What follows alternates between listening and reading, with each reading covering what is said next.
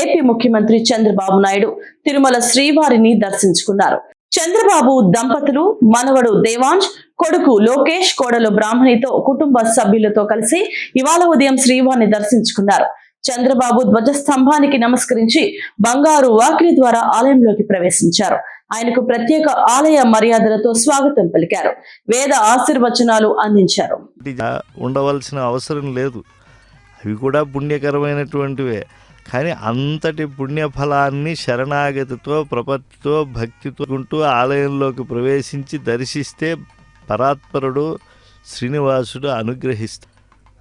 గౌరవ ముఖ్యమంత్రి వర్యులు ధ్వజస్తంభం దగ్గరికి వచ్చారు. ధ్వజో జీవస్సముచ్యతే. అలాగే ఆలయంలో దేనిపైన గరుడుణ్ణి ఉంచి అన్ని ఉత్సవాలకు, ప్రధానంగా బ్రహ్మోత్సవాదులకు సకల దేవతలను, సిద్ధులను, సాధ్యులను దానికి వామభాగం నుంచి, అంటే ఆలయంలోకి ప్రవేశించేప్పుడు ఎడమవైపు నుంచి వెళ్ళి భగవద్ దర్శనం అనంతరం ఆ ధ్వజస్తంభానికి మరో పక్క నుంచి వెడితే అప్పుడు ఆ ధ్వజానికి ప్రదక్షిణం చేసినటువంటి పుణ్యం వస్తుంది. అంటే జీవస్థానాన్ని ఆశ్రయించినటువంటి లభ్యం.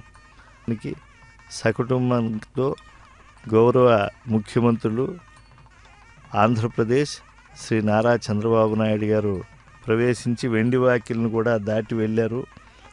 భగవంతుణ్ణి దర్శించడం అనేటువంటిది మహాభాగ్యం. నారా లోకేష్ గారు ధర్మపత్ని సమేతంగా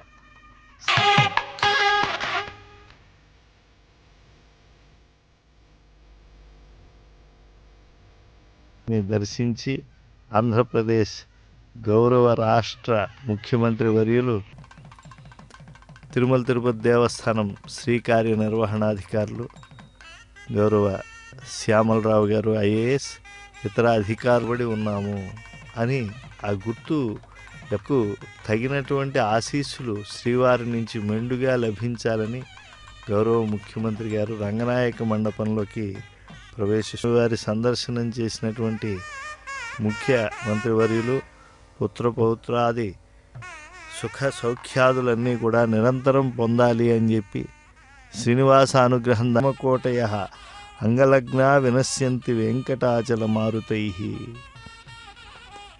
ధర్మపత్ని సమేతంగా వెంకటేశ్వర స్వామి వారి ఆశీర్వచనాన్ని అందుకుంటూ ఉన్నారు.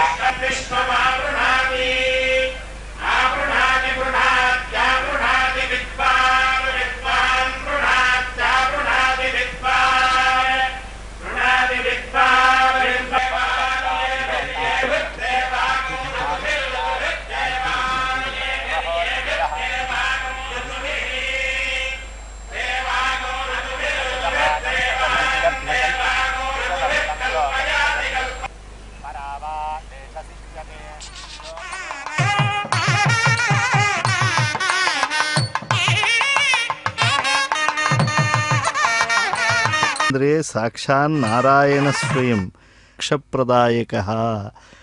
ఇంతవరకు కూడా అవి అంటే స్త్రీశక్తిగా, భూశక్తిగా, నీలాశక్తిగా అనేటువంటి విజయాలు వారి ద్వారా లోకక్షేమం కూడా చేకూరాలి అని చెప్పి మంచి ఆశీర్వచనం అందించి శేషవస్త్రాన్ని అలాగే తీర్థప్రసాదాలను గౌరవ ముఖ్యమంత్రి వర్యులైనటువంటి నారా చంద్రబాబు నాయుడు గారికి, నారా లోకేష్ గారికి, వారి పౌత్రుడైనటువంటి చిరంజీవికి ఇవ్వటం జరుగుతూ ఉన్నది.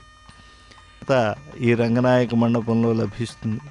పైగా 4 వేదాన్ని కూడా అనుగ్రహించేటువంటి వేదరాశి శబ్దశక్తి సభ్యులు, ముఖ్యంగా శ్రీ కార్యనిర్వహణాధికారి శ్యామలరావు గారు, అదనపు శ్రీ కార్యనిర్వహణాధికారి వీక్షిస్తుంది.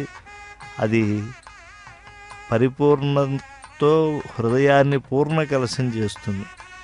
కనుక ఏ దివ్యమూర్తి యొక్క ప్రభావం ఈ లోకాలన్నింటినీ కటాక్షిస్తోందో, బ్రహ్మాది దేవతలందరూ కూడా ఏ దేవదేవుణ్ణి అన్వేషిస్తూ ఉన్నారు. ప్రపన్నులైనటువంటి రుక్మము ఏ స్వామి పాదములు తుది, కేశములు తుది, అంతము లేనివో ఏ మహావాయువులన్నీ ఏ స్వామి, ఆ స్వామి ఎప్పుడూ కూడా సత్యస్వరూపుడై ఉంటాడు. అటువంటి దేవదేవునిగా గ్రహించినటువంటి వారు ఈ యొక్క బహుమానాలన్నింటినీ కోట్ల కొలది పాపాలు, జనన మరణాది సంసార క్లేశాలు, కాల్చివేసేటువంటి సాధనం భూము, మోహము, మదము, మాత్సర్యం లాంటి హరిషడ్వర్గాలు వదిలి హరిషడ్వర్గాలను మనం పొందటానికి ఒక పాత్రతను